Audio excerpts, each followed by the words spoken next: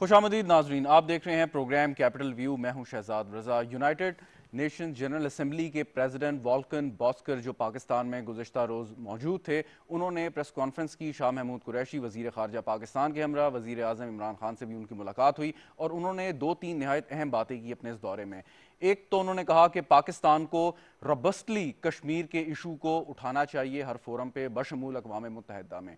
दूसरी बात उन्होंने की कि दोनों पाकिस्तान इंडिया को मुखातिब करते हुए कि वो इलाके का जो स्टेटस है कश्मीर का वो तब्दील नहीं कर सकते, लेकिन भारत ने 2019 में हम जानते हैं कि कश्मीर का स्टेटस जो है वो पूरे तरीके से तब्दील किया, गैर कानूनी गैर आइनी तौर पे इंटरनेशनल लॉ की वायलेशन करते हुए। और यूनाइटेड नेशंस सिक्योरिटी काउंसिल की जो करारदादें पिछले 60-70 साल से मंजूर होती आई हैं, उनकी भी खिलाफ वर्जी करते हुए, उन्हें नज़रअंदाज करते हुए।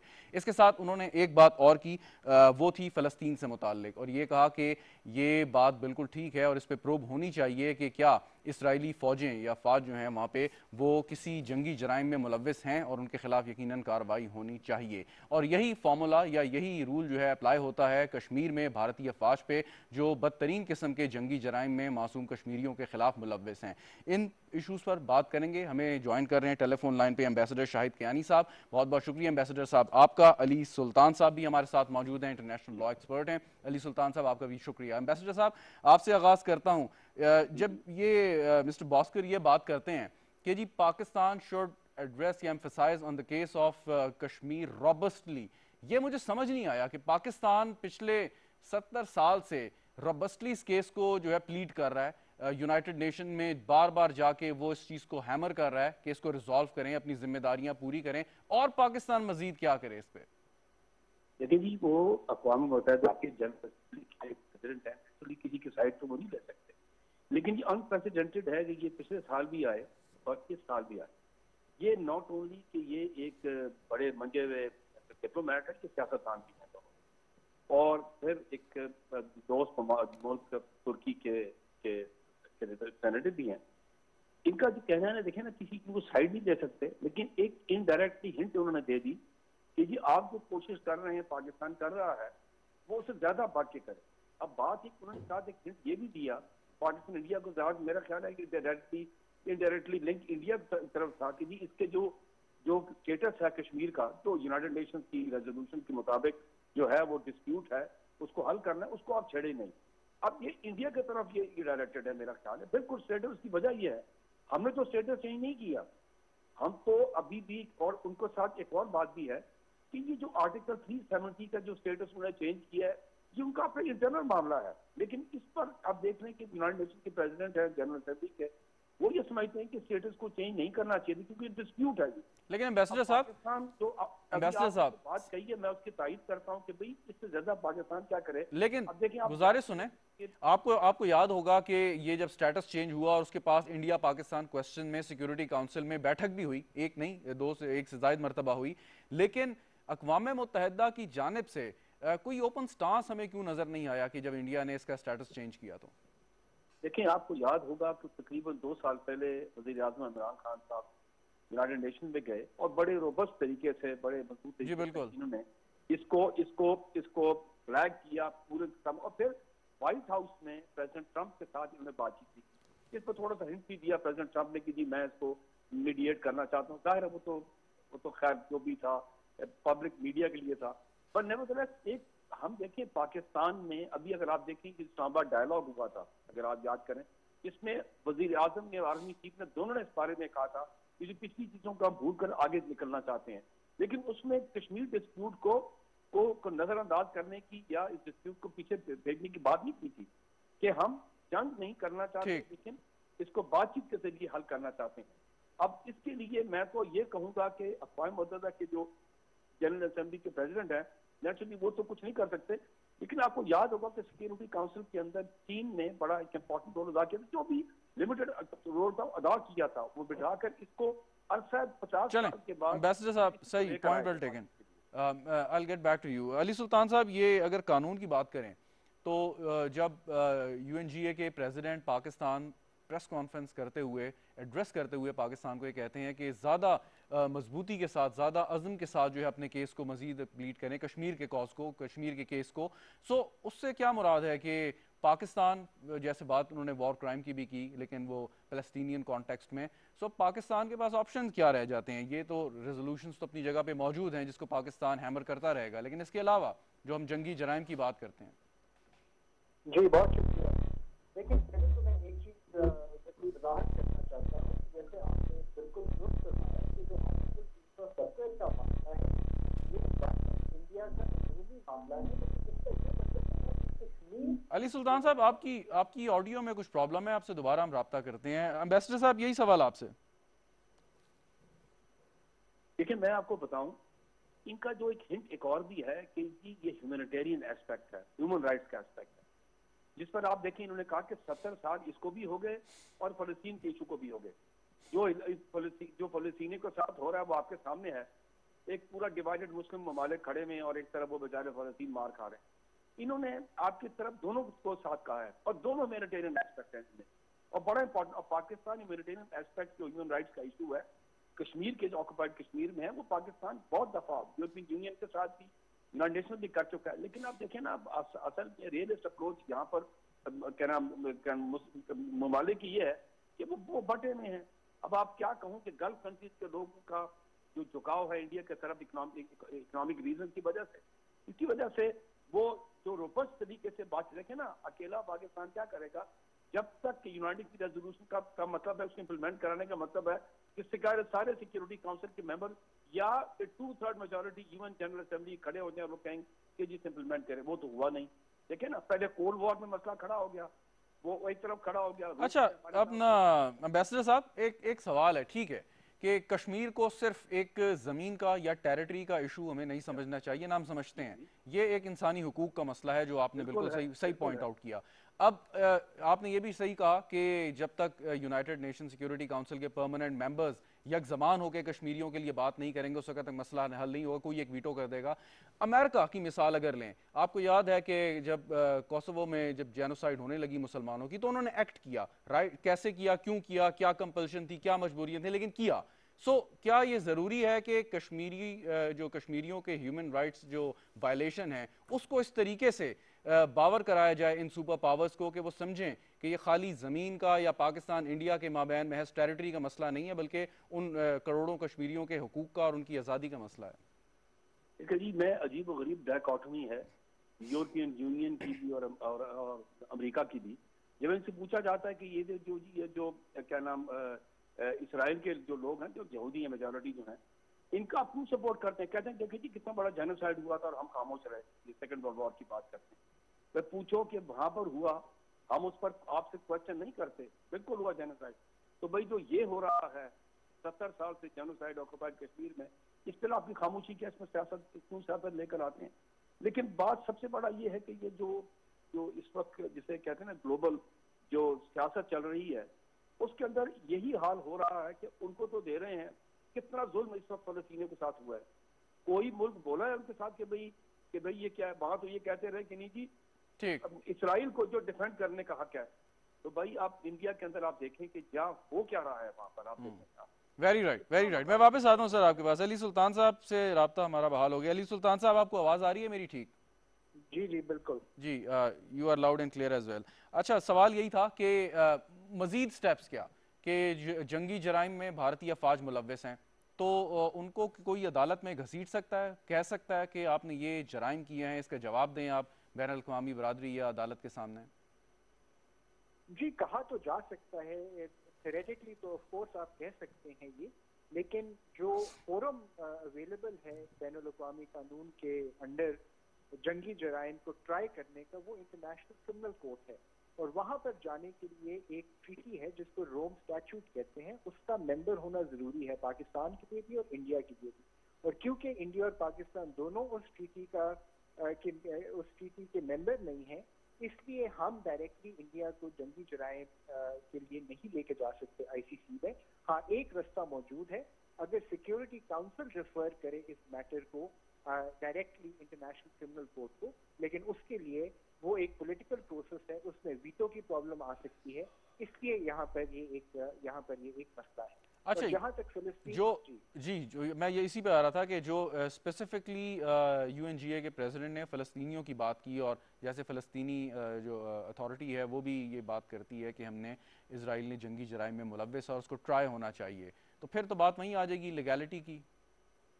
जी देखिए, मैं आपको बताता हूँ जो पैलेस्टाइन का जो केस है वहां पर आईसीसी की प्रोसिक्यूटर जो है ऑलरेडी इन्वेस्टिगेशन जो है कर रही हैं कुछ इंसिडेंट में, जिसमें कि इजरायली फोर्सेस जो हैं उन पे इल्जाम है कि उन्होंने वॉर क्राइम्स किए हैं, लेकिन वो इसलिए कर सकती हैं क्योंकि पैलेस्टाइन जो है वो पार्टी है रोम स्टैट्यूट की या उस ट्रीटी, और इसलिए उन्होंने पैलेस्टाइन ने ये केस प्रोसिक्यूटर के सामने पेश किया और उन्होंने इसको मान लिया। हमारे पास जो है इसलिए एक एवेन्यू जो अवेलेबल सिर्फ रह जाता है वो सिक्योरिटी काउंसिल का रह जाता है, इसलिए क्योंकि हम पार्टी नहीं है रोम स्टैट्यूट। जी ठीक, ये फर्क है दोनों केसेस। ठीक ठीक। एम्बेसडर साहब, सिक्योरिटी काउंसिल और सिक्योरिटी काउंसिल का जो झुकाव है वो भी आप थोड़ी देर पहले एक्सप्लेन कर रहे थे। जी सो जी जी। फिर तो ये इट्स अ लॉन्ग प्रोसेस। हम जो बैठ के ये बहस करते हैं, बार बार हाईलाइट करते हैं, तो हमारा इस बहस का बात करने का फ़ायदा ये है कि बार बार दुनिया के सामने लेके आया जाए कश्मीरियों का केस, लेकिन इससे भारत पर क्या असर पड़ेगा, सिक्योरिटी काउंसिल के मेंबर्स जो हैं उनका जहन क्या बदलेगा। So I mean it's a long shot, और उसके लिए तो मेरे ख्याल में बहुत काम होना बाकी है। आप देखें कि तकरीबन 2 साल होने वाले हैं ये जो आर्टिकल 370 को ख़त्म किया, वो उसको अलग छोड़ें, आर्टिकल को छोड़ें, वो जो ह्यूमैनिटेरियन जो ह्यूमन राइट्स की जो सीरियस वायलेशन हो रही है, कितनी सीरियस है, यकीन करें कि जो अखबारों में आता है मीडिया में वो कम है, बिलीव करें जो कुछ ना होता है। लेकिन आप देखें कि उसके बावजूद टोटल खामोशी है। क्या मुझे बताएं कि कोई मुल्क बोला है ये कहने के लिए कि यार वहां हो क्या रहा है? बाकी छोड़े वो आर्टिकल की कोई मुझे अहमियत नजर नहीं आती। बात यह कि इंसानों की जाने क्या, कश्मीरी क्या है, वो कम है, कम इंसान है जो उनके साथ हो रहा है। ये सबसे बड़ा, जिसके ऊपर यकीन करें मुझे दुख ये भी होता है कि सिवाय चंद 2-3 मुस्लिम ममालिक के सारे टोटल खामोश। क्या सियासत है? वो ये नहीं ख्याल करते कि आज इनके साथ हो रहा है और 70 साल से हो रहा है, और अगर आपके साथ होगा तो सारी दुनिया वो भी खामोश होगी। देखिए ना, ये डबल स्टैंडर्ड जो है ये जुल्म है। लेकिन पाकिस्तान जारी है, कह रहा है, लेकिन ये कब तक चलेगा? ये सवाल सबसे बड़ा है। एक सवाल और फिर आगे अली साहब की तरफ जाता हूं। एम्बेसडर साहब, अब आप ये देखें कि अगर थोड़ी देर के लिए भारत के पॉइंट ऑफ व्यू से देखें, उसका ख्वाब है कि जी वो एशियन टाइगर बने, वो चाइना को काउंटर करे, इस इलाके की पुलिसिंग करे, ये एक उनका एक एजेंडा है, एक एम्बिशन है, जो कैसे पूरा हो सकता है कि जब आपका इतना बड़ा इलाका डिस्प्यूटेड है, आपने 1 मिलियन के करीब वहां पे फौज डिप्लॉय की हुई है, आपकी मतलब उससे ज्यादा भी आपकी वहां पे आज़ादी की तहरीकें चल रही हैं, स्पेसिफिकली कश्मीर का। तो ये क्या उनकी समझ में भी यकीनन ये बात आती या नहीं आती होगी कि आपने अगर अपने उस एम्बिशन को पाना है, उसको क्लेम करना है, तो फिर इस किस्म के इश्यूज पे रहते हुए आप नहीं कर सकते कभी भी। देखिए जी, मैं दोनों बातें आपको बता दूं। सबसे पहली बात, परमानेंट मेंबर की उनकी ख्वाहिश है, और वो ख्वाहिश अजीब और गरीब है कि आप सिक्योरिटी काउंसिल के परमानेंट मेंबर बनना चाहते हैं, तो आपकी ख्वाहिश है, तो भाई जो यूनाइटेड नेशन की जो रेजोल्यूशंस हैं उसी को वायलेट आप कर रहे हैं, तो आपको कौन सीरियस लेगा? मैं तो समझता हूँ कि इतनी बड़ी डायकोटमी हो ही नहीं सकती कि उसके बनते सही। जिसके मेंबर बनना चाहते हैं उसकी वायलेट कर रहे हैं। दूसरी बात ये, जहाँ तक आपने बात की एशियन टाइगर बनने की या चीन का मुकाबला करने की, अभी आप 1.5 साल पहले देख लें कि चाइना इंडिया स्टैंड अप हुआ लद्दाख के अंदर, वो आपके सामने ही, पहले 62 में मार खाई, फिर यहाँ मार खा ली बिला वजह के, मतलब उसकी कोई जरूरत नहीं थी इनको, लेकिन उन्होंने एक 63 में मार्च 1963 में पाकिस्तान ने बॉर्डर एग्रीमेंट साइन कर लिया, इनने वहां छोड़ दिया, वो आज तक मार खा रहे हैं। हमारी रिलेशनशिप चीन के साथ ट्रस्ट की, इनकी मिसट्रस्ट की है। तो देखिए ना, आप इतने बड़े मुल्क हैं, टाइगर क्या बनेंगे, वो तो अपनी जगह छोड़ दें। Very right. पहले आप देखें जैसे कि बैन अवी कानून की आप वायलेशन कर रहे हैं, कौन आपको सीरियस लेगा? ठीक ठीक। अली सुल्तान साहब, ये आपको याद होगा कि भारत के बारे में यूनाइटेड नेशंस की ह्यूमन राइट्स कमीशन की रिपोर्ट जो आई थी कुछ अर्सा पहले, आपने यकीनन आपकी नज़र से गुजरी होंगी, उसमें बड़े स्ट्रॉन्ग वर्ड्स और जो उसमें बातें बयान की थी। अब ये बुनियादी जिम्मेदारी तो जैसे आप बात कर रहे थे कि अगर आप डायरेक्टली कोई स्टेट जो है वो केस नहीं लेके जा सकती इंटरनेशनल क्रिमिनल कोर्ट में, सो अगर यूनाइटेड नेशन अपनी रिपोर्ट को ओन नहीं करेगी और उन ह्यूमन राइट्स वायलेशन की, चाहे वो पैलेस्टाइन में हो या कश्मीर में हो, उस पर कोई फॉलो नहीं करेगी, तो फिर क्या फायदा इन रिपोर्ट्स का? फिर तो वो कागज का टुकड़ा है। जी ये बात ठीक है, और इससे जो इंटरनेशनल इंस्टीट्यूशन हैं उनकी क्रेडिबिलिटी को भी नुकसान पहुंचता है। कि अगर उनकी अपनी रिपोर्ट्स को नहीं सिक्योरिटी काउंसिल उस तरह से मानती जैसे कि उसको मानना चाहिए। लेकिन 2 रिपोर्ट्स आई थी United Nations human rights council की, जो कि बहुत स्केथिंग थी इन टर्म्स ऑफ इंडिया की जो ह्यूमन राइट्स वायलेशंस हैं। लेकिन उसके अलावा और भी यूनाइटेड नेशंस के एक्सपर्ट्स हैं, उनको रेपोर्टर्स कहते हैं, उन्होंने भी फ्रॉम टाइम इंडिया की जो ह्यूमन राइट्स वायलेशंस हैं उनको उजागर किया है। तो शायद ये कहना मुनासिब नहीं होगा कि कश्मीर के केस में बिल्कुल भी कोई आवाज नहीं उठाई गई। शायद एक वजह की क्योंकि पैलेस्टाइन के इशू को बहुत ज्यादा पसीराई मिली है, वो शायद ये है कि वहां पर मीडिया कवरेज बहुत ज्यादा हुई है इस केस जो कि इंडियन ऑक्यूपाइड कश्मीर के अंदर बिल्कुल भी इंडिया ने लॉकडाउन, मीडिया का लॉकडाउन किया हुआ था and so on and so fourth, और वहाँ किसी भी इंटरनेशनल एजेंसी, इंटरनेशनल मीडिया को रसाई हासिल ही की। तो इसलिए कश्मीर के ऊपर उस तरह से नैरेटिव बनाना दुनिया में ग्लोबली मुश्किल है कंपेयर टू पैलेस्टाइन। अच्छा, आपने भी पिछले सवाल के जवाब में कहा कि यूनाइटेड नेशन सिक्योरिटी काउंसिल इसको भेज सकती है, रेफर कर सकती है आलमी अदालत पे। तो क्या ये प्रीरोगेटिव जो है सेक्रेटरी जनरल का है या इसके जो परमानेंट मेंबर्स हैं उसको वीटो भी कर सकते हैं? सेक्रेटरी जनरल देखिए रेकमेंड कर सकते हैं सिक्योरिटी काउंसिल को, लेकिन इवेंचुअली ये सिक्योरिटी काउंसिल की डिसीजन हो सकती है और उनके जो मेंबर्स हैं, 5 परमानेंट मेंबर्स जो हैं, जब तक वो सारे मुतफ़क्का तौर पर यस नहीं कहेंगे तब तक ये मामला। अली सुल्तान साहब, आप का बहुत शुक्रिया, आप हमारे साथ मौजूद हैं। एम्बेसडर साहब, लास्ट क्वेश्चन, अगर ये 5 मेंबर्स जो हैं सिक्योरिटी काउंसिल के, ये एग्री कर जाएं, किसी चीज़ पर मुत्तफिक हो जाएं कि जी हमने फ़लस्तीन और कश्मीर का मसला हल करना है, फिर भी क्या इसराइल और जो इंडिया भारत है वो ढिटाई के साथ इसी रविश पे कायम रहेंगे या ये मसला हल की तरफ जा सकता है उस सूरत में? देखिए जी, मैं इसराइल के मुतालिक तो आपको कह दूं कि आप समझ जाएं इम्पॉसिबल। अमेरिका उनके साथ खड़ा हुआ है। इवन के 5 परमानेंट मेंबर्स भी अगर चाहें कि ये मसला हल हो। मैं तो एक तो पहली बात बता दूं कि इसराइल के ऊपर तो आप भूल जाएं कि 5 मेंबर खड़े हो जाएंगे, सवाल ही नहीं पैदा होता, आप भूल जाए, वो आने नहीं देंगे।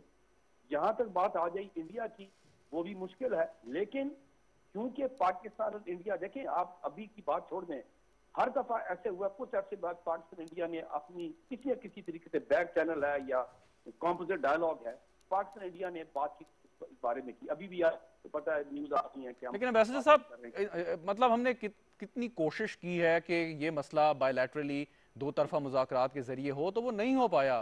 तारीख गवाह इस चीज की। मैं आपकी बात से इत्तेफाक करता हूं, लेकिन मैं एक ऑप्टिमिस्ट हूं।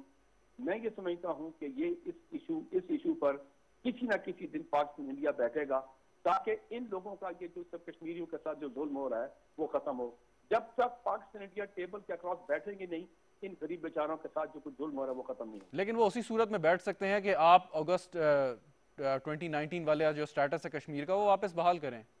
वो किसी न किसी तरीके से कोई रास्ता निकालेगा इंडिया, क्योंकि इंडिया इस वक्त काफी प्रेशर में है। मैं आपको बता दूं, वरना वो बैक चैनल पे बातचीत करने के लिए तैयार ना होता। ठीक, बता दूं आपको। बहुत शुक्रिया। LOC के ऊपर जो हालात ठीक हुए वो ना होता।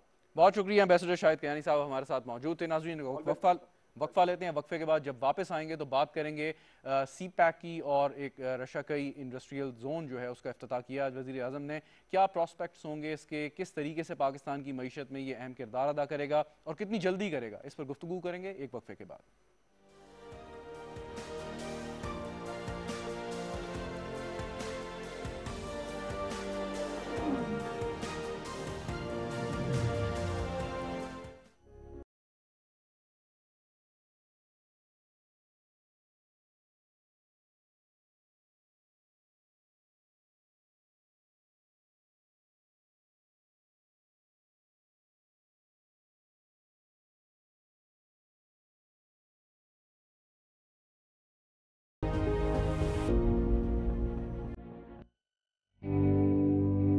हमेशा से ये कोशिश रही है कि मैं सबको एक बात समझा सकूं कि कम उम्र की शादी माँ और बच्चे दोनों की सेहत के लिए नुकसानदेह है। अच्छी तालीम और बेहतर सेहत हर बच्चे का बुनियादी हक है जो माँ की सेहत से जुड़ा है। बच्चों की पैदाइश में मुनासिब वक्फा और कम तादादी एक खुशहाल घराने की जामिन है। मुफ्त मशवरे और काबिल भरोसा सहूलियात की हुसूल के लिए मुफ्त कॉल करें। महकमा बहबूद आबादी, हुकूमत पंजाब। अब खसारा बस खुदा रहा।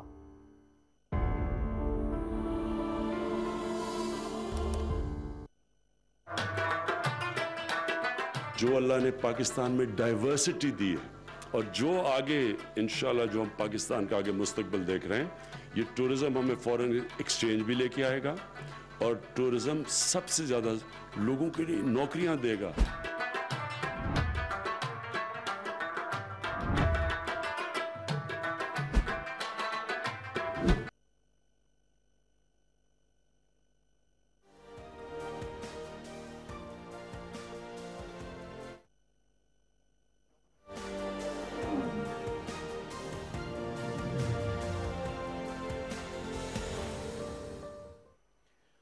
प्रोग्राम में एक बार फिर खुशामदीद नाज़रीन। बात करेंगे आज वज़ीर आज़म इमरान खान ने रशा कई तरजीही इक़्तिसादी जोन का कमर्शियल लॉन्च किया है, यानी कि इफ्तिताह कर दिया है बाज़ाब्ता तौर पे अब। और ये बहुत बड़ा मंसूबा है जिसमें चाइना की सेंचुरी स्टील $366 मिलियन की सरमायाकारी कर रही है। इट्स अ ह्यूज इन्वेस्टमेंट और इससे उम्मीद यही की जा रही है कि 2 लाख से ज़्यादा अफराद को पाकिस्तान में पाकिस्तानी लोगों को रोज़गार मैसर आएगा और बड़ी बड़ी सनतें यहाँ पर लगेंगी। सो इट्स समथिंग के बहुत एक आप समझ लें कि एक इसके बहुत प्रॉस्पेक्ट्स हैं और बहुत इस पर बात की जा रही है। और ये सिर्फ एक नहीं है, ये क्लस्टर ऑफ जोन्स हैं कि जो सी पैक के साथ साथ बनेंगे। और सी पैक जैसे हम बात करते हैं कि ये सिर्फ एक सड़क का नाम नहीं है, ये कि पूरा एक कॉरिडोर है, पूरा मंसूबा है कि जिसमें ना सिर्फ चाइना को एक राहदारी मिलेगी बल्कि उसके साथ साथ पाकिस्तान में मुख्तलिफ जगहों पे जो ये जोन्स कायम किए जाएंगे उससे जो पाकिस्तान की इंडस्ट्रियलाइजेशन है उसमें बहुत हद तक मदद मिलेगी। और वज़ीर आज़म इमरान खान ने यही बात की कि पाकिस्तान में जो इंडस्ट्रियलाइजेशन का अमल था वो बहुत सुस्त रवि का शिकार रहा और किसी भी मुल्क की तरक्की जो है वो इस पर मरहून मिन्नत होती है। हमने देखा कि जैसे यूरोप में इंडस्ट्रियलाइजेशन के हवाले से जो इनकलाब आए उन्होंने बिल्कुल उनकी तकदीर बदल के रख दी। खैर, इस पर बात करते हैं। हमें ज्वाइन कर रहे हैं हसन दाऊद भट्ट साहब, CEO हैं KP बोर्ड ऑफ इन्वेस्टमेंट के। बहुत बहुत शुक्रिया दाऊद साहब हमें ज्वाइन करने का। ये थोड़ा सा जरा बताइएगा, एक्सप्लेन कर दें कि एग्जैक्टली ये कमर्शियल लॉन्च क्या है इसका और अब आगे स्टेप्स क्या होंगे। जी देखिए, एक स्टेप शेड्यूल के मुताबिक प्रोजेक्ट की डेवलपमेंट होती है और इसके अंदर मुख्तलिफ माइलस्टोन्स रखे जाते हैं। और एक इम्पोर्टेंट माइलस्टोन ना सिर्फ ग्राउंड ब्रेकिंग था बल्कि एक कमर्शियल ओपनिंग का मतलब ये है कि वो इन्वेस्टर्स जिन्होंने online through a process apply किया होता है उनको थ्रू अ बिडिंग प्रोसेस और एक हमारी सिलेक्शन कमेटी है या और प्लॉट अलॉटमेंट कमेटी है, वो उसके मुताबिक based on the criteria set by the government, जिसके अंदर export led industries, import substitution, labour intensive industry या हाईटेक इंडस्ट्री प्रायोरिटी में रखते हुए उनको फिर प्लॉट अलॉट किए जाएंगे। तो वो लोग जो इंतजार कर रहे थे कि उनको प्लॉट अलॉट हो रशकी में, अब उनका इंतजार खत्म है। मैं सिंपली इसको स्टेट कर रहा हूँ और अब वो इस प्रोसेस के अंदर अपने प्लॉट्स हासिल कर सकते हैं और एक इंडस्ट्रियलाइजेशन की तरफ जा सकते हैं। अच्छा, और जो भी इन्वेस्टर आएगा या कोई भी ऐसा इंडिविजुअल या कंपनी जो वहाँ पर कोई इंडस्ट्री लगाने का इरादा रखती है, उसकी कुछ बुनियादी जो है वो डिमांड्स होंगी ना। वो कहेगा कि यहाँ पे मुझे जो यूटिलिटीज़ हैं वो मिल रही हैं, यहाँ पर मुझे लेबर मिल रही है, एक्सेस का मेरा कोई इशू नहीं है। तो वो सारी बुनियादी ज़रूरियात जो किसी भी इंडस्ट्री के लिए चाहिए वो मौजूद हैं यहाँ पे। जी देखिए सर, स्पेशल इकोनॉमिक जोन का मकसद ये होता है कि वो centre of excellence, academic term में बताऊं तो ऐसा सेंटर ऑफ एक्सीलेंस होता है जहां पर तमाम यूटिलिटीज और इसके अलावा वन विंडो ऑपरेशन और डेवलपमेंट वर्क एक इन्वेस्टर के पॉइंट ऑफ व्यू से अवेलेबल किया जाता है। इस वक्त जिस तरह प्रोजेक्ट डेवलप हो रहा है, मैंने आपको जैसे कहा था कि प्रोजेक्ट डिफरेंट फेजेज में होना है, तो उसके अंदर जो फेज 1 है और उसके इनिशियल फेज में अभी तो हमारे पास सिर्फ एक ही इंडस्ट्री आई है और जब आएंगी वो Aahista Aahista gradually through an incremental process लगेंगी।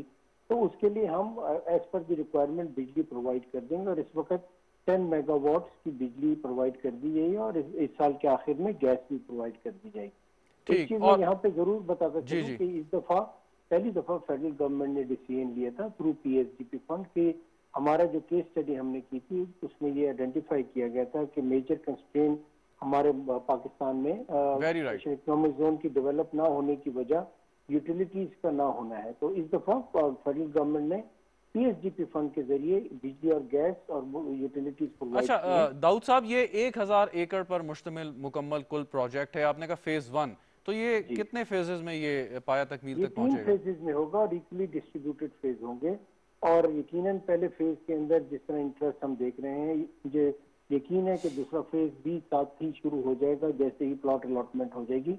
और इसकी मकसद दो है, एक तो ये कि हमने देखना है कि ट्रेंड क्या है इन्वेस्टमेंट का, और दूसरा ये कि हम जो भी प्रोमिसेस किए, आपने कोई टाइमलाइन रखी होगी, ये प्लॉट अलॉटमेंट जो है द मोमेंट कोई अप्लाई करता है और अब सारी रिक्वायरमेंट पूरी करता है तो क्या कितने अरसे तक वो उसकी पोजीशन हासिल कर लेगा और इस काबिल होगा कि अपनी इंडस्ट्री वहां लगाए? जी, इसका प्रोसेस ये है कि एक कोई भी इन्वेस्टर जो है वो एक ऑनलाइन सिस्टम के तहत, जो कि प्राइम मिनिस्टर ने क्लियरली जब 2018 में फेडरल बोर्ड ऑफ इन्वेस्टमेंट को डायरेक्शन दी थी कि वो एक ऑनलाइन सिस्टम करे ताकि इंश्योर किया जाए कि ये जो स्पेशल इकोनॉमिक जोन है, जो स्पेशली सीपैक के अंदर आ रहे हैं, वो रियल स्टेट एक्टिविटी ना बने बल्कि इंडस्ट्रियल एक्टिविटी बने, और उसके अंदर ऐसे लोग भी पार्टिसिपेट कर सकें जो वाकई इंडस्ट्री लगाना चाहते हैं। लेकिन इसकी टाइमलाइन, जी मैं बता रहा हूँ, इस सिलसिले में एक ऑनलाइन सिस्टम बनाया गया, और अब उस ऑनलाइन सिस्टम से जब आप कर लेते हैं अप्लाई, तो उसके बाद एक प्लॉट अलॉटमेंट कमेटी होती है जिसमें फेडरल बीओआई, प्रोविंशियल डेवलपर और एसपीवी का अगर कोई है, अगर जिस तरह हमारा एक यूनिक केस है जिसके अंदर पब्लिक प्राइवेट पार्टनरशिप में हो रहा है, तो वो कहते हैं। तो हमारी कोशिश ये होती है कि अप्लाई करने के 1 महीने के अंदर अंदर उसको अलॉट कर दिया जाए। हाउएवर ये अभी अलॉटमेंट का प्रोसेस अभी शुरू नहीं हुआ, आज ही कमर्शियल ओपनिंग हुई, और इसके बाद इंशाल्लाह इस प्रोसेस को थ्रू स्क्रूटनी रखा जाएगा। और इस दफा आज प्राइम मिनिस्टर ने खास तौर पे हमें ताकीद की है कि ये इंश्योर किया जाए कि ये एक रियल स्टेट एक्टिविटी न बने। दूसरा, उन्होंने इंश्योर करने को हमें कहा है कि प्रायोरिटी हमारी एक्सपोर्ट लेड इंडस्ट्री की होगी, तो हमारी पूरी कोशिश होगी कि ऐसी एक्सपोर्ट लेड इंडस्ट्री। अच्छा, ये मैं सवाल आपसे पूछना चाह रहा था दाऊद साहब, वजीर आजम साहब को ये कहने की जरूरत क्यों पड़ी? मतलब अगर हम जो इकोनॉमिक जोन का एक कॉन्सेप्ट हमारे जहन में आता है तो हमारा तो यही एक आता है कि वहां पे कोई फैक्ट्रियां लगेंगी, तो ये रियल स्टेट कोई वो ना बन जाए, तो ये वजीर आजम साहब को कहने की जरूरत क्यों पेश आई? एक तो पहली बात तो ये कि वो हमारे लीडर हैं, वो जो कहते हैं वो हमारी डायरेक्शन होती है, जी बिल्कुल। ये इसकी वजह ये भी है कि यकीनन प्राइम मिनिस्टर को गाहे बगाए इंडस्ट्रियल प्रोसेस, इंडस्ट्रियलाइजेशन के प्रोसेस पे ब्रीफिंग दी जाती है, और जब हमने भी शुरू में ब्रीफिंग दी थी और उसमें ये आइडेंटिफाई किया, तो पुराने भी हमारे पास बहुत सारे इंडस्ट्रियल जोन्स हैं, इकोनॉमिक जोन्स हैं, एक्सपोर्ट जोन्स हैं, उसके अंदर जो प्रॉब्लम आई थी वो यही थी कि यूटिलिटीज प्रोवाइड नहीं की जाएंगी, और ये भी देखा गया कि जहां पर लेवरेज था, जहां पर एंडाउमेंट था कि वो इंडस्ट्रियल एक्टिविटी उठ सके, बिजली गैस थी, वहां पर कुछ केसेस में ये रियल स्टेट एक्टिविटी बन गई। तो इस दफा खास तौर पे इस चीज को एक पॉइंट रखा, तो as a matter of reiteration और as a matter of clearly indicating to us के किसी किस्म की इसमें गलती ना हो, ये हमें उन्होंने हिदायत दी है। और प्राइम मिनिस्टर न सिर्फ यहाँ पे बल्कि जब भी ये डिस्कशन होती है ऑन दी इंडस्ट्रियलाइजेशन, जो कि एक प्राइम फोकस है, उसमें होती। एक और बात मैं आपको बताता चलूं कि प्राइम मिनिस्टर ने आज भी कहा, और जब भी गाय बगाए वो ये इस डिस्कशन में आते हैं, क्योंकि वो जो स्पेशल इकोनॉमिक जोन की बोर्ड ऑफ अप्रूवल्स है उसके भी चेयरमैन है, तो वहां पे भी ये डिस्कशन होती है कि इंडस्ट्रियलाइजेशन हमारे लिए बहुत जरूरी है, जहां हमें एग्रीकल्चर भी बहुत जरूरी है ताकि हमारी फूड सिक्योरिटी इंश्योर हो, वहां पे गुर्बत मिटाने के लिए इंडस्ट्रियलाइजेशन एक्सट्रीमली इम्पोर्टेंट। ठीक। अच्छा दाऊद साहब, ये बताएं कि अगर एक कोई इन्वेस्टर एक आपसे लैंड वहाँ पे परचेज करता है या लीज पे लेता है, तो उसको कोई आप इस चीज़ का पाबंद करेंगे कि इतने अरसे के अंदर आपने वहाँ पे अपनी इंडस्ट्री लगानी है, अगर आप नहीं लगाएंगे तो कोई उसका आपने हल निकाला है, कोई रखा है इसमें? जी बिल्कुल, दो किस्म की इसके अंदर इंश्योर किया जा रहा है और इस रिस्क को मिटिगेट किया जा रहा है कि ये एक रियल स्टेट एक्टिविटी ना। एक तो स्पेशल इकोनॉमिक जोन जो एक्ट है 2012 और रिवाइज हुआ 2013 के, उसके अंदर क्लियरली ये इंडिकेट किया गया है कि कौन से अप्लाई करने के कितने अरसे बाद उसने वहां पर डेवलपमेंट वर्क शुरू करना है और कितने अरसे तक उसने वहां पर इंडस्ट्रियल वर्क शुरू कर देना है, और अगर वो नहीं होगा तो उसका प्लॉट कैंसिलेशन हो जाएगी। इसके अलावा जो हमारा जो प्रोविंशियल सीजा है जिसके चेयरमैन चीफ मिनिस्टर साहब हैं, उन्होंने भी क्लियर हिदायत की है कि आपने मॉनिटर करना है एक अलॉटमेंट के बाद कि 3 महीने के अंदर अंदर वहां पर वो अपनी डेवलपमेंट शुरू कर दे, और इसी तरह with in a given time जो कि सीजा में दिया, SEZ एक्ट में दिया गया है, उसके अंदर वो ऑपरेशन शुरू कर दे। यकीनन इसमें एक चीज सब बड़ी जरूरी होगी कि हमें भी इंश्योर करना पड़ेगा कि जो इन्वेस्टर की रिक्वायरमेंट है, जो उसकी डिमांड है और जो प्रोमिसेस हमने किए हैं इंसेंटिव के फॉर्म में, वो भी उसको प्रोवाइड कर। इंशाल्लाह आप देखेंगे कि हम इसमें प्रॉपर प्रोसेस के तहत इंश्योर करेंगे कि ना सिर्फ टाइमलाइन इंश्योर करें बल्कि हम अच्छा, एक सवाल जो बड़ा अहम है वो ये कि आपने भी कहा कि मतलब इंश्योर करेंगे और इन्वेस्टर्स को जो है वो उनके भी यकीनन इंटरेस्ट होंगे, वो वहाँ पे सरमाया कारी करने आ रहे हैं, तो फैसिलिटेट करना गवर्नमेंट का काम है। एक इन्वेस्टर है या एक इंडस्ट्रियलिस्ट है जो इस वक्त यकीनन इकोनॉमिक जोन से बाहर काम कर रहा है, तो उसको क्या ज़रूरत महसूस होगी कि वो इकोनॉमिक जोन के अंदर आए? क्या इंसेंटिव होगा कि वो अपनी इंडस्ट्री मूव करे या नई इंडस्ट्री वहाँ पे लगाए? थोड़ी सी ज़रा इंसेंटिव जो मोटे मोटे उनकी तफसील अगर आप जी बता दें। देखिए, बहुत सारे इंसेंटिव होते हैं, फिजिकल, फाइनेंशियल और इसके अलावा नॉन फाइनेंशियल। इसके देखें, सबसे पहला तो इंश्योर हम करेंगे कि एक वन विंडो सर्विस प्रोवाइड की जाए और उसको इधर उधर ज्यादा भागना ना पड़े और उसके तमाम जो रिक्वायरमेंट्स हैं उसको हम मीट कर लें।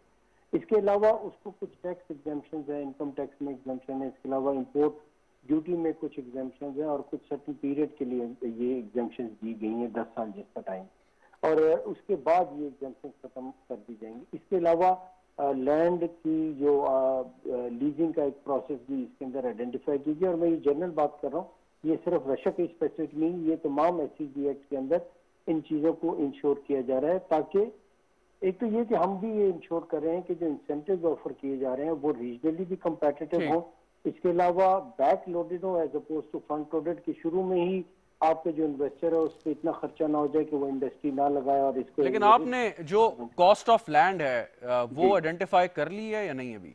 जी, cost of land as a benchmark या बॉल पार्क फिगर तो हम दे चुके हैं, लेकिन नेचुरली ये सप्लाई एंड डिमांड पे है, क्योंकि ये प्रोजेक्ट जो है ये यूनिक है बड़े तरीकों से। इस एक खास तौर पे इसके तरीके से है कि ये एक SPV मोड में है और इसमें चाइनीज और पाकिस्तानी की पार्ट, तो ये बाहमी मुशावरत के साथ यकीनन जो डिमांड होगी, जो इंटरेस्ट होगा उसको देखते किया जाएगा, लेकिन ये मेक श्योर किया जाएगा, क्योंकि एक इम्पेडिमेंट हमारा रहा है कि कॉस्ट ऑफ लैंड ज्यादा होती है और इसकी वजह से ये लेकिन अगर लेट्स से डिमांड ज्यादा होती है और हमें कॉस्ट ऑफ लैंड को एडजस्ट करना पड़ता है, तो हम उसको स्कैटर करेंगे ओवर द पीरियड, ताकि ये इंडस्ट्री की जो प्रमोशन है और इंडस्ट्री की। अच्छा दाऊद साहब, एक चीज ये बताइए कि मतलब 1000 एकड़ की बात जो हम कर रहे हैं, it's a huge piece of land, एक छोटा मोटा शहर ही आप समझ लें, और जब वहाँ पे हजारों लाखों लोग काम करेंगे, उनकी रिहाइश गांव का भी इशू होगा, लेकिन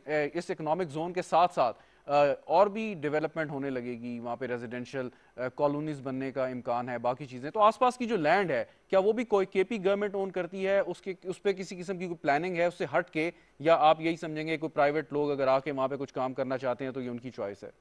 जी देखिए, अगर आप गवादर का एग्जांपल ले लें और वहाँ पर आप पता है कि एक जोन है डिक्लेयर किया, तो वहाँ पर सबसे पहले जो चीज डेवलप की गई वो एक फैसिलिटेशन सेंटर डेवलप किया, ताकि इन्वेस्टर है उसको एक वन विंडो सर्विस प्रोवाइड की जाए। तो उसी मॉडल को, चूंकि वहाँ पर भी चाइनीज फर्म है और यहाँ पर भी CRBC है, तो इसी मॉडल को लेके जाया जाएगा और एक फैसिलिटेशन सेंटर प्रोवाइड किया जाएगा। सिमिलरली आपका जो SEZ एक्ट है वो ये क्लियरली बताता है कि जब आप SEZ हो और अगर आप अच्छा जिस तरह के हम बना रहे हैं रशिया के में, क्योंकि ये पहला भी है और इसको हम स्टेट ऑफ द आर्ट, तो उसमें ये इंश्योर किया जाता है कि सबसे पहले वहां पर वोकेशनल ट्रेनिंग हो, आपके वर्कर्स के लिए लिविंग एक स्टैंडर्ड के मुताबिक अकोमोडेशन। अच्छा सर, ये वक्त बचा लूं, एक दो सवाल रह गए मेरे कि ये जो सेंचुरी स्टील है चाइनीज कंपनी, और ये 366 मिलियन डॉलर की जो ये सरमायाकारी कर रही है, किस मद में कर रही है, क्या करेगी? ये उसको डेवलप करेगी, इंफ्रास्ट्रक्चर बनाएगी, क्या करेगी?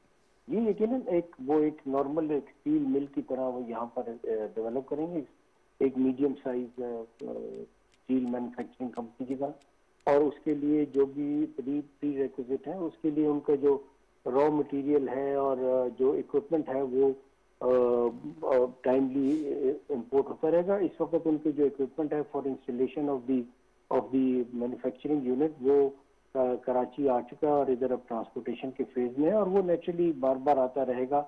इसमें जो सबसे अच्छी बात यह है स्पेशल इकोनॉमिक जोन में भी और सिमिलरली सेंचुरी स्टील में, कि हम सेंचुरी स्टील के साथ जो हमारी डिस्कशन है उसमें हम इंश्योर कर रहे हैं कि यहाँ पे एम्प्लॉयमेंट 70% लोकल्स की, और ये भी कोशिश की जा रही है कि जो इस एरिया के लोग हैं उधर ये एम्प्लॉयमेंट जनरेट की जाए। उसके लिए सर एक मैं लास्टली ये पॉइंट बताता चलूँ कि इसके लिए हम ये भी इंश्योर करें कि उनके पास रिक्विजिट स्किल सेट्स भी हों, और इसीलिए हमारे जो KP टेफ्टा है और वहाँ पर करीब में जो वोकेशनल ट्रेनिंग सेंटर है उसके अंदर ये एक्टिविटी जनरेट की जा रही है as per the requirement of the investor.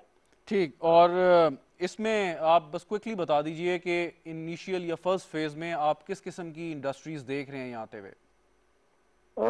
Naturally जो खैबर पख्तूनख्वा है वो एक ट्रेडिंग हब भी है और इसके अलावा यहाँ पर एक साइजेबल पॉपुलेशन है। तो एक तो ये कि हमारी priority from the government side वो ये है कि एक्सपोर्ट लेड इंडस्ट्री हो, इंपोर्ट सब्स्टिट्यूशन हो, लेबर इंटेंसिव हो ताकि एम्प्लॉयमेंट जनरेट हो सके।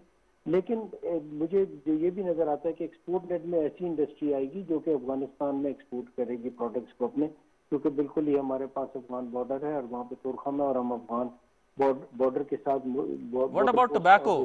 केपी का टोबैको तो बहुत मशहूर है।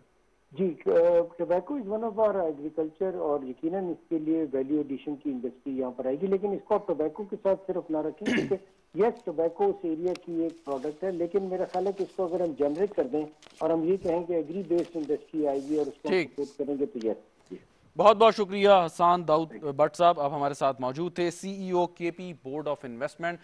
वज़ीर आज़म इमरान खान ने आज कमर्शियल इफ्तिताह किया रशिया कई इकनॉमिक जोन का, और जैसा कि अभी दाऊद साहब बता रहे थे कि चीन की सेंचुरी स्टील जो है वो $366 मिलियन की सरमायाकारी करने का उसने ऐलान किया है, और जैसा उनके मुताबिक उनका इक्विपमेंट जो है वो पाकिस्तान की कराची में पोर्ट पर आ चुका है, वो यकीनन थोड़े अरसे में वहाँ पर मूव होगा। अहम बात ये कि ये इकनॉमिक जोन जो वज़ीर आज़म ने कही कि ये कोई रियल स्टेट हब नहीं बन जाने चाहिए, कि सरमायाकारी तो बहुत अच्छी है, लोग उससे यकीनन फ़ायदा भी उठाते हैं, लेकिन उसका नुकसान ये कि जो इंडस्ट्रियलाइजेशन करनी है और उस ज़मीन पर करनी है कि जहाँ पे इन्वेस्टर को आप बहुत अच्छे इंसेंटिव दे रहे हैं, उनको टैक्स रिबेट दे रहे हैं या बड़े सस्ते दामों में आप उनको ज़मीन लीज पर दे रहे हैं, तो वो ज़मीन इस्तेमाल करते हुए वहाँ पर अपनी इंडस्ट्री जब लगाएंगे और इंडस्ट्री के लगाने के बाद वहाँ पर जो एम्प्लॉयमेंट जनरेट होगी, और एक अंदाजे के मुताबिक जैसे आज दाऊद साहब भी अभी हमें थोड़ी देर पहले बता रहे थे कि 2 लाख अफराद को ये रोज़गार के मौके वहाँ पर मैसर आ सकते हैं, और ये उस इलाके के गेम चेंजर हम समझते हैं कि ये हो सकता है। एक वक्फा यहाँ पे लेते हैं, वक्फे के बाद जब वापस आएंगे तो बात करेंगे कि वर्ल्ड एनवायरनमेंट डे पहली बार पाकिस्तान इसको होस्ट कर रहा है जून 5 को, इस पर गुफ्तगू होगी एक वक्फे के बाद।